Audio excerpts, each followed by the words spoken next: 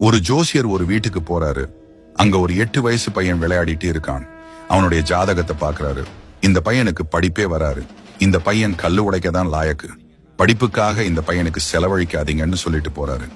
இது அந்த பையனுடைய நெஞ்சில ஆழமா பதியுது அந்த வார்த்தை. அவர் சொன்ன வார்த்தைக்காகவே அந்த பையன் விழுந்து விழுந்து விழுந்து படிக்கிறான். MBBS முடிக்கிறான். ஒரு மிகப்பெரிய டாக்டரா வந்து சொந்தமா ஒரு மருத்துவமனை கட்டுறாருங்க அந்த பையன். அந்த மருத்துவமனைக்கு ஒரு பெரியவர் வர்றாரு. 30 வருஷம் கழிச்சு அவருடைய கிட்னில ஏதோ பிரச்சனை. அந்த பெரியவருக்கு ஸ்பெஷல் ட்ரீட்மெண்ட் கொடுக்கப்பட்டு அந்த பெரியவர் குணம் அடைஞ்சு போகும்போது டீன் கிட்ட போய் கேட்கிறாரு, எனக்கு மட்டும் ஏன் இவ்வளவு ஸ்பெஷல் ட்ரீட்மெண்ட் கொடுத்தீங்கன்னு அந்த டீன் சிரிச்சுக்கிட்டே சொன்னாரு. நான் 8 வயசாக இருக்கும் பொழுது நான் கல்லு உடைக்கத்தான் லாயக்குன்னு நீங்க சொன்னீங்க.